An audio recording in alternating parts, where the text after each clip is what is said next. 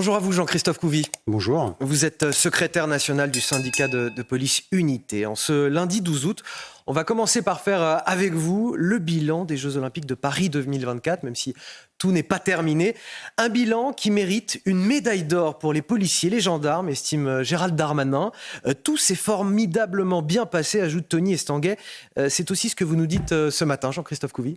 Bah oui, écoutez, je reprends la phrase de Napoléon, impossible n'est pas français. Voilà, on nous a donné effectivement une feuille de route, on nous avait dit que organiser les JO avec une telle attente, avec une cérémonie d'ouverture qui n'a jamais été faite auparavant dans le monde des Jeux Olympiques était impossible. Certains avaient dit même criminel. On a juste démontré encore une fois qu'il ne faut pas se sous-estimer, que la police française elle est au niveau, les hommes et les femmes qui la composent sont là, étaient en attente et justement on n'aime pas trop qu'on les sous-estime et qu'on les dénigre. Voilà, donc nous on a relevé le défi, j'allais dire réussi, et en fait on démontre tout au monde entier le savoir-faire français. Et est-ce qu'on a tourné très concrètement la page de cet événement qui a peut-être entaché la gestion de la sécurité en France? C'était la finale de la Ligue des Champions en 2022. La finale de la Ligue des Champions, c'était en fait une référence. Il faut toujours apprendre de ses erreurs. On voit bien qu'il peut y avoir des couacs. Il faut savoir les gommer. Donc on a bien compris qu'on a analysé ces erreurs, on a fait un retour d'expérience, on a su gommer ça. Et surtout, ce qu'il fallait voir, c'est que la Ligue des Champions, elle avait été organisée à la va-vite en fait. Si vous vous rappelez bien, c'était la guerre en Ukraine et Russie. Ça devait avoir lieu, je crois, en Russie. Et du coup, on avait tout remis sur Paris. Et donc, il a fallu faire ça à la va-vite. On a corrigé. Enfin, mes collègues, vous savez, on a un haut niveau de technicité en France. Encore une fois, la police nationale a un haut niveau de technicité. Et quand on se compare, j'allais dire, avec les polices du monde entier, on se rend compte qu'on est vraiment au top niveau des polices. Mission quasi accomplie. Comment les forces de l'ordre ont-elles vécu ces JO de Paris? Quels sont les commentaires qui vous remontent des équipes de terrain? Alors déjà, il faut souligner que toutes les forces de l'ordre ont sacrifié leur vie familiale, leur congé d'été aussi, comme tout citoyen ou tout travailleur, on avait le droit de poser des congés, sauf que là, on nous avait dit non, 100% de présence. Donc il a fallu déjà revoir un peu toute la logistique familiale, c'est très compliqué, tout le monde n'a pas des grands-parents pour garder les enfants. Donc les collègues sur le terrain sont quand même très contents de participer à ce moment historique. Voilà, c'est vrai que c'est une fois, ils nous le disaient, une fois dans votre carrière, peut-être une fois dans votre vie, de participer à l'histoire, d'être là présent et surtout d'avoir ce lien avec les Français. Voilà, on a vu que quand on se parlait... J'allais vous l'évoquer. Il y a eu ces images touchantes, sympathiques, de complicité entre les forces de l'ordre et les visiteurs, notamment dans la capitale. On n'a malheureusement pas l'habitude d'y assister assez souvent en France. Là, vous a fait plaisir. C'est aussi cela qui redonne du sens à votre mission? Oui, en fait, c'est cette perte de sens qui malheureusement, qui touche, j'allais dire même toute la fonction publique. C'est pas que la police.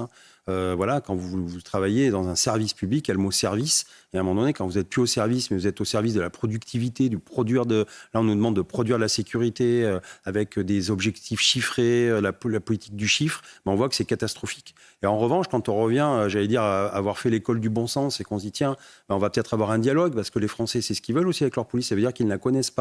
Et ça veut dire qu'on ne se connaît pas. On se connaît que dans certaines missions, des missions répressives. Mais en fait, quand on a des missions justement auprès des Français où on peut leur parler avec eux, se découvrir, on voit qu'en fait tout redevient normal et que le comportement change. Et surtout, c'est qu'il ne faut pas donner trop d'importance à certaines personnes qui n'arrêtent pas de dénigrer la police, qui font entre guillemets du police bashing à longueur de journée parce que pour eux, ça leur amène des voix. Voilà, les Français se sont réconciliés, mais ça, j'avais pas de doute, avec leur police. Et on voit bien aussi que ce petit miracle, c'est que la police, vous l'avez vu, elle est métissée. Elle a plusieurs cultures, elle a plusieurs religions. Elle est à l'image des Français. Elle est à l'image des Français. La police, c'est le miroir de la société. Et puis alors Paris méconnaissable, transformé en carte postale. Les Parisiens eux-mêmes n'avaient jamais eu ce sentiment d'être à ce point en sécurité. On a vraiment tous les indicateurs de la délinquance qui ont diminué pendant la compétition ou pas ? Alors oui, les indicateurs ont diminué. Alors effectivement, on avait fait la préfecture avait prévu des bulles de sécurité où on a mis énormément de forces de police, on a mis des forces visibles. Donc encore une fois, on voit bien que que quand on est présent sur le terrain, quand on occupe le terrain, effectivement, on fait reculer la délinquance. Après, il ne faut pas se leurrer. On est allé aussi voir nos collègues qui sont restés en province, qui avaient moins de forces de l'ordre à disposition et qui, eux, ont fourni aussi un effort surhumain, quoi, parce qu'effectivement, il y a une partie de la délinquance qui s'est volatilisée sur le littoral, par exemple. Il y a eu des déserts policiers dans le pays, finalement ? Alors, ce n'est pas des déserts, mais surtout, c'est que quand vous travaillez à 100% et que vous n'avez pas de complément, de renfort, forcément, à un moment donné, vous fatiguez. Et par exemple, au Sable d'Olonne, la semaine dernière, les OPJ travaillent la journée et la nuit, ils sont d'astreinte de nuit. C'est-à-dire qu'on vous réveille dans la nuit parce qu'il y a une affaire. Donc en fait, vous ne dormez pas, vous accumulez du sommeil, vous accumulez de la fatigue. Et tout ça, effectivement, c'est préjudiciable après à bien travailler, en fait. Est-ce qu'on ne risque pas de vite déchanter mi-septembre ? Paris retrouvera tous ses problèmes. J'en cite quelques-uns. Le crack au nord de la capitale, les pickpockets et les violences sur le Champ de Mars, les agressions nocturnes. Il faut justement, là, en fait, si vous voulez, il faut que cette période-là serve de référentiel pour l'avenir. On a vu que quand on voulait, on pouvait. On a le mode opératoire d'une vie beaucoup plus allégée, tranquille. Et je pense que les Parisiens, mais les citoyens de France et les Français ont besoin justement d'avoir un moment apaisé et de retrouver la tranquillité des rues.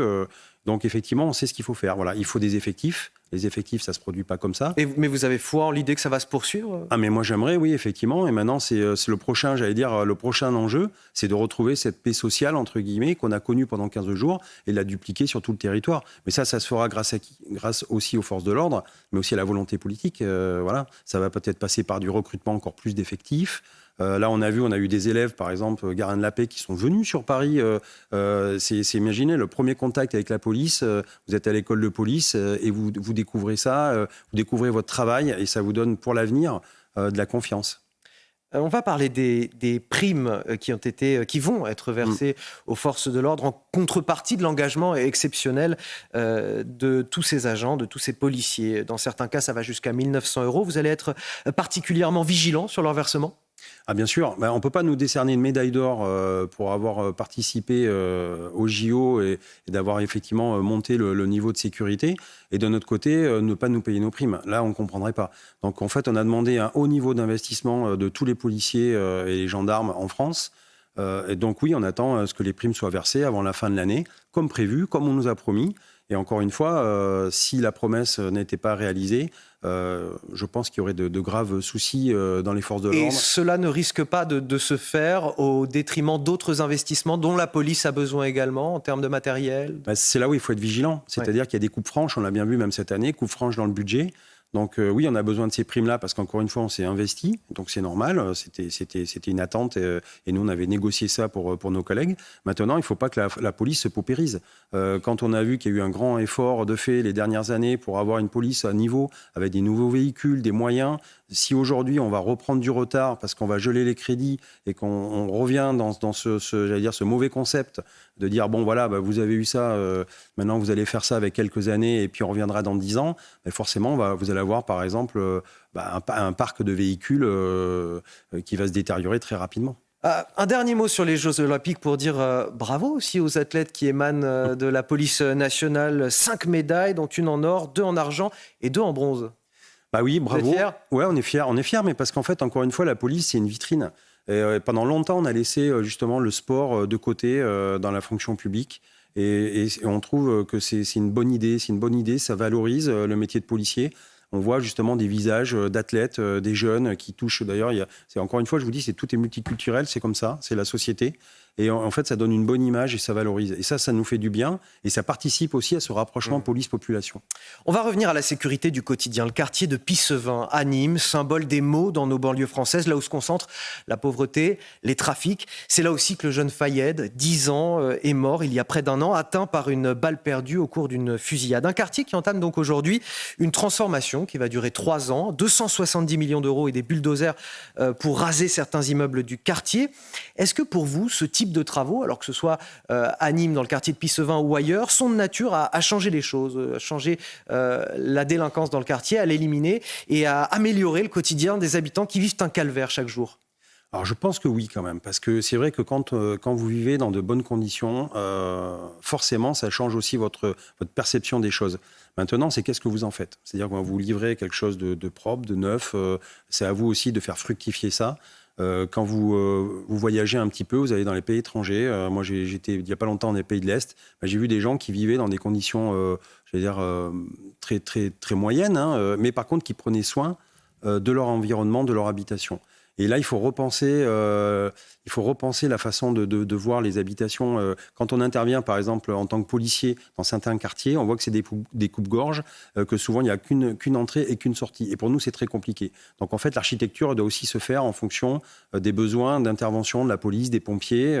Il faut aérer, il faut surtout, après, être ferme avec les familles, qui sont à l'intérieur et qui, par exemple, donneraient une mauvaise image ou alors vont pourrir, le quotidien des autres familles. Eh bien, il faut avoir le courage, celle-là, de leur dire, vous partez. Vous partez. Mais c'est suffisant. Ça vous donnera déjà des bons stimuli, et puis suffisant. Est-ce que les sanctions, la justice doit pas elle aussi être bien plus forte? Ça doit être la normalité. C'est-à-dire que la police, effectivement, doit intervenir et la justice, derrière, doit être très sévère. Mais je pense qu'il faut repenser aussi la façon de travailler entre police et justice. On voit bien aujourd'hui que chacun regarde son prisme. Ce qu'il faudrait, c'est qu'effectivement, quelqu'un s'intéresse réellement au travail entre les policiers et les magistrats et qu'on refonde un petit peu cette chaîne judiciaire. La délinquance au quotidien est aussi marquée par l'explosion du nombre d'agressions antisémites dans le pays depuis le 7 octobre dernier. On en a eu encore une malheureuse démonstration il y a quelques jours à Montpellier. Un vacancier de la région parisienne qui a été violemment pris à partie alors qu'il se trouvait dans un tramway. Un individu lui a demandé à plusieurs reprises s'il était juif avant de le rouer de coups. Alors on peut démanteler des réseaux de trafiquants de drogue, on peut avoir une prise réelle sur certains faits de délinquance, mais comment on peut avoir une prise sur des idées nauséabondes qui infusent la société? Est-ce qu'on est contraint aujourd'hui à voir l'antisémitisme exploser dans notre société avec sans cesse des grandes phrases répétées par nos politiques du type « l'État ne cédera pas, l'État aura la main lourde contre ses agresseurs ». Alors déjà, c'est factuel. Plus 300% d'augmentation d'actes antisémites en France, donc ça, on peut pas le nier. Maintenant, cette atmosphère un peu de nauséabonde, effectivement, où on monte les uns contre les autres en fonction de sa religion, c'est détestable. Et ça démontre surtout qu'on a une société qui est en train de s'affaisser, dont les valeurs s'affaissent. Ce qu'il faut voir aussi, c'est ce qui est infusé dans la tête des gens. Et ça passe par les réseaux sociaux. Aujourd'hui, on voit bien que ce qu'on nous enseigne, à la rigueur, c'est de l'ignorance. Les gens ne pensent pas par eux-mêmes, ils scrollent. Donc ils regardent, ils passent d'une image à l'autre sans rentrer dans la profondeur, sans prendre justement du recul sur les choses. Et il faut lutter contre ça. Il faut lutter aussi contre les idées toutes faites. Et ça incombe aussi à nos hommes et femmes politiques. Et aujourd'hui, je pense que certains ne sont pas au niveau. Et en fait, on fait un amalgame de tout. Voilà, ce qui se passe très très loin de la France, ça doit pas arriver et infuser dans notre territoire. Il faut arrêter toujours d'entretenir cette haine entre les gens, entre les peuples. C'est le symbole de la République. En fait. Justement, Jean-Christophe Couvi, on va évoquer ce qui s'est passé en Grande-Bretagne cette fois avec les émeutes qui ont secoué le pays, les pires depuis 13 ans, pendant quasiment une semaine. Comment vous analysez ce qui s'est passé là-bas, les origines de cette crise, sa gestion aussi par les forces de l'ordre? L'analyse est simple, c'est encore une fois quand vous avez une société qui bouillonne, une société qui se cherche et que de l'autre côté vous avez effectivement des extrêmes qui profitent de cet angle de faiblesse, de ces angles morts, mais effectivement à un moment donné, quand ça bouillonne, ça déborde. Là, on a vu qu'on a une société qui est fracturée, c'est plus le Royaume-Uni, c'est le Royaume un peu désuni d'ailleurs, puisque c'est très communautarisé. Alors en France, si on peut faire un parallèle, ça peut nous arriver, mais pour l'instant, on n'en est pas là. On n'en est pas là parce que justement, il y a cet aspect républicain et de laïcité. Et que ça, c'est un trésor qu'on doit garder dans notre pays. Cet aspect de laïcité, on ne doit pas céder. Voilà. Certains essaient de faire casser la digue, j'allais dire, et on doit vraiment être ferme par rapport à ça. Le point commun, néanmoins, c'est la crise migratoire qui est traversée par les deux pays.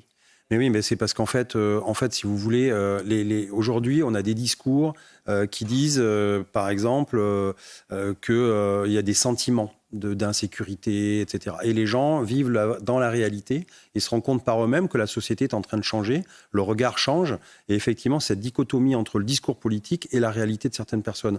Et donc, ce que les gens demandent, c'est l'égalité de traitement.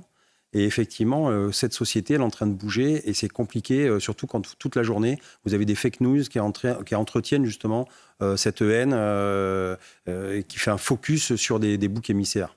Merci Jean-Christophe Couvi, vous êtes secrétaire national du syndicat de police Unité. C'était ce matin votre grande interview sur CNews et sur Europe 1. Merci.